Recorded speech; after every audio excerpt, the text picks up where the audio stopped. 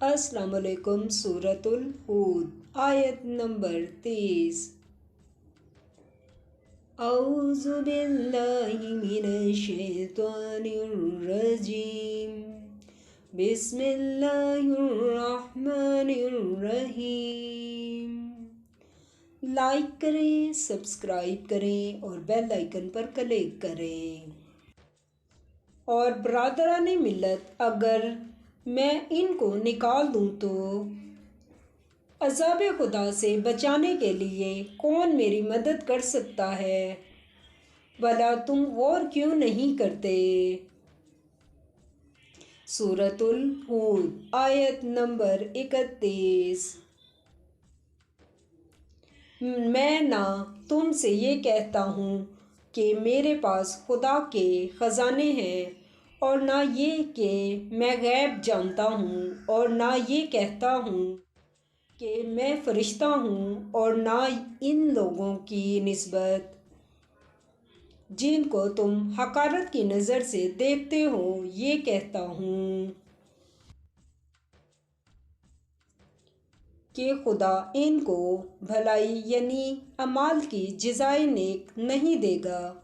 جو ان کے دلوں میں ہے اسے خدا خوب جانتا ہے۔ اگر میں ایسا کہوں تو بے انصافوں میں ہوں۔ سورۃ الہود آیت نمبر 32۔ انہوں نے کہا کہ نوح علیہ السلام، تم نے ہم سے جھگڑا کیا اور جھگڑا بھی بہت کیا، لیکن اگر سچے ہو تو جس چیز سے ہمیں ڈراتے ہو وہ ہم پر نازل کرو۔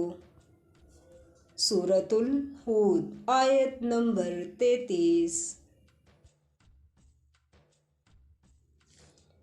نوح علیہ السلام نے کہا کہ اس کو تو خدا ہی چاہے گا تو نازل کرے گا، اور تم اس کو کسی طرح ہرا نہیں سکتے۔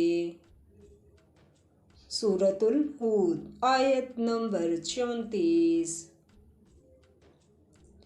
اور اگر میں یہ چاہوں کہ تمہاری خیر خواہی کروں اور خدا یہ چاہے کہ تمہیں گمراہ کرے تو